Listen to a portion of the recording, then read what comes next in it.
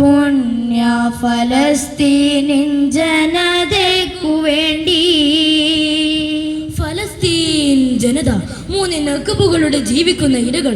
വലത് കൈയിൽ പേരും ഇടത് കൈയിൽ വസിയത്തും എഴുതി വെച്ച് ജീവിതം തീർക്കുന്നവർ.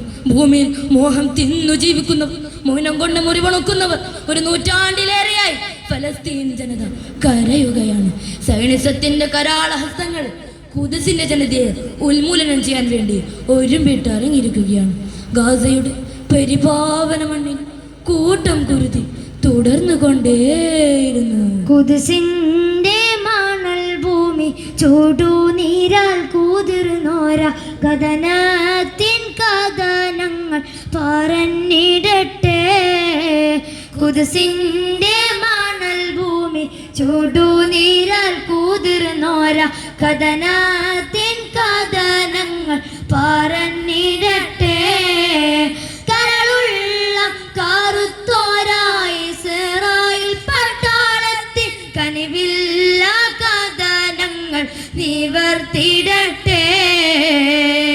വർഷങ്ങൾക്ക് മുന്നേ ഒരു സെപ്റ്റംബർ 30 അധിനിവേശത്തിന്റെ കരാളഹസ്തങ്ങളിൽ നീറിപ്പുകയുന്ന ഫലസ്തീൻ ജനത ഇന്നലെ നഷ്ടപ്രതാപങ്ങളിൽ മൂകസാക്ഷിയായ ഖുദ്സിന്റെ മണ്ണ്. അവിടെ അന്നേ ദിവസം പിതാവ് ജമാലുമൊത്ത് നഗരത്തിലെത്തിയതായിരുന്നു. മുഹമ്മദ് ദുറ എന്ന 11 വയസ്സുകാരൻ മകന്റെ ഏറെ നാളെയുള്ള ആഗ്രഹം സഫലമാക്കണം. അതിന് തൻ്റെ പഴയ വാഹനം വിറ്റ് ആ പണവുമായി ജമാൽ വാഹന ഷോറൂമുകളിൽ കയറി ഇറങ്ങി. നേരം ഉച്ചയോടടുത്തു. മനസ്സിലടങ്ങിയതൊന്നും തന്നെ കാണുന്നില്ല. മോനെ, ഇനി നമുക്ക് പിന്നൊരു ദിവസം വരാം. അങ്ങനെ അവർ ടാക്സിയിൽ വീട്ടിലേക്കുള്ള മടക്കയാത്രയിലാണ്. ക്ഷീണം കാരണമാണെന്ന് തോന്നുന്നു. മുഹമ്മദ് ഉപ്പയുടെ ചുമലിൽ നല്ല ഉറക്കിലാണ്. നല്ല സ്വപ്നങ്ങൾ കണ്ട് നിരനിരയായി നീങ്ങുന്ന ജബലുകളും പിന്നിട്ട് പല വഴിയായി മുന്നോട്ട് പോവുകയാണ്. അവരാ മധുരാഗ്രഹം പുൽകാനായി വെമ്പുകയാണ്. ആ ടാക്സി യാത്രക്കാരുമായി അതിവേഗം ലക്ഷ്യസ്ഥാനത്തേക്ക് കുതിക്കുകയാണ്. മുഹമ്മദ് ഇപ്പോഴും നല്ല ഉറക്കിലാണ്. വിജനമായ റോഡിലൂടെ കുറേയേറെ മുന്നോട്ട് പോയപ്പോൾ പതിവിന് വിപരീതമായി റോഡിന്റെ നടുവിൽ തടസ്സങ്ങൾ തീർത്ത് വലിയ വലിയ ഡ്രമ്മുകളും കരിങ്കല്ലുകളും നിറഞ്ഞിരിക്കുന്നു. എന്തോ അപകടമാണെന്ന് ജമാൽ തൻ്റെ മകനെ തട്ടി വിളിച്ചു. മോനെ, എഴുന്നേൽക്കൂ. മറ്റു യാത്രക്കാർ നോക്കുമ്പോൾ അവരും ടാക്സിയിൽ നിന്ന് ഇറങ്ങി. അടുത്തെങ്ങും ആരെയും കാണുന്നില്ലല്ലോ. കുറച്ചങ്ങ് നടന്നാൽ പട്ടാള ക്യാമ്പുകളുണ്ട്. ആ കവലയിൽ നിന്ന് വേറൊരു വാഹനത്തിൽ മറ്റൊരു വഴിയിലൂടെ വീട്ടിലെത്താം. ആ ഉദ്ദേശത്തിൽ ജമാലും തന്റെ മകനുമായി നടന്നു. ആ നടത്തത്തിൽ ജമാൽ തന്റെ കരളലിപ്പിക്കുന്ന ധാരാളം കാഴ്ചകൾ കണ്ടു. റോഡിന് ഇരുവശങ്ങളിലാകെ ചോരപ്പാടുകൾ. അന്തരീക്ഷമാകെ മൂകത തളം കെട്ടി നിൽക്കുന്നു. പതിവിന് വിപരീതമായി ആകാശമൊത്തം കറുത്തിരണ്ടിരിക്കുന്നു. ജമാലിന്റെ ഹൃദയതാളം ഒന്നും കൂടി ഉച്ചത്തിലായി. അയാൾ തന്റെ മകനെ ചേർത്തു പിടിച്ചു.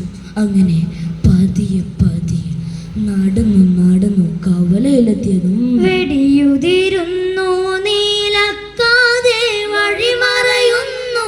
പുകയാലെ നിലവിളിയാലെ അവരങ്ങ് ഓടിടുന്നു. എങ്ങും നിണമണമാലെ മണൽ പോലും ചുവന്നിടുന്നു. കവയിലെത്തിയതും ജൂതപിശാചുക്കളുടെ കിരാതമായ പ്രവർത്തനം കണ്ട് ജമാൽ ദുറയുടെ കണ്ണുകൾ തള്ളിപ്പോയി. പട്ടാള ക്യാമ്പിന്റെ പിറകിൽ നിന്നും ഘോരഘോരയായ വെടിവെച്ചുകൾ. കാതടപ്പിക്കുന്ന ശബ്ദത്തിൽ ജൂതപിശാചുക്കളുടെ യന്ത്രത്തോക്കുകൾ തീ തുപ്പിക്കൊണ്ടിരിക്കുന്നു. യാത്രക്കാരെല്ലാം പല ഭാഗങ്ങളിലേക്കായി ചിതറിയോടി. ജമാൽ തന്റെ മകന്റെ നിഷ്കളങ്കമായ മുഖത്തേക്ക് നോക്കി. ആ കുഞ്ഞളം കണ്ണുകളിൽ വ്യത്യസ്ത ഭാവം മിന്നി മറിയുന്നു. വിളറി വെളുത്ത മുഖവുമായി പ്രതീക്ഷ കൈവിടാതെ ജമാൽ തന്റെ മകനെ തന്നിലേക്ക് ചേർത്ത് പിടിച്ചു. ഇതേ സമയം പട്ടാളക്കിനടുത്ത് നിന്ന് ഒരു തോക്ക് മുഹമ്മദ് നേരെ തിരിഞ്ഞു. ആ തോക്കിന്റെ കാഞ്ചൊലിക്കുന്നതിന് മുൻപേ ജമാലും തന്റെ മകനുമായി നിർത്താതെ ഓടുകയായിരുന്നു. പെട്ടെന്ന് ഒരു നിമിഷം ജമാൽ ദുറയുടെ പുറകിലായി പോയ മുഹമ്മദ് നേരെ ഒരു വെടിയുണ്ട പാനെടുത്തു. ജമാൽ തന്റെ മകനെ മറച്ചു പിടിക്കാൻ ശ്രമിച്ചു. പക്ഷേ അല്പം വൈകിപ്പോയിരുന്നു. കുഞ്ഞു മുഹമ്മദിന്റെ ദേഹത്തിലേക്ക് ഒരു വെടിയുണ്ട തുളച്ചു കയറി. അവൻ വേദന കൊണ്ട് അലറി വിളിച്ചു. മുഹമ്മദ് വേദന കൊണ്ട് പൊട്ടുകയാണ്. വെടിയുണ്ടായുതിർക്കുന്നു, ശ്വാസം നിലക്കുന്നു, നിലവിളി ഉയരുന്നു പാരില്. നീറുന്ന മനസ്സോടെ ആറ്റൽ കാനിമോനെ പൊന്നുപ്പ കൽഭാഗം ചേർക്കുന്നേ, പൊന്നുപ്പ കൽഭാഗം ചേർക്കുന്നേ. മുഹമ്മദിന്റെ ദേഹത്തിൽ ഓരോ തുള്ളി രക്തം കുദ്സിന്റെ മണ്ണിലേക്ക് രക്തമങ്ങ് ഒഴുകിക്കൊണ്ടിരിക്കും.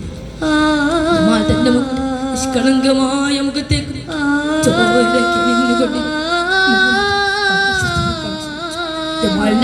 കണ്ണുനീർ റൂഹിന്റെ അവസാന ശ്വാസം മുഹമ്മദിന്റെ ശരീരത്തിൽ നിന്ന് വേർപിരിയുകയും വളർന്നു പന്തലിക്കേണ്ടിയിരുന്നു.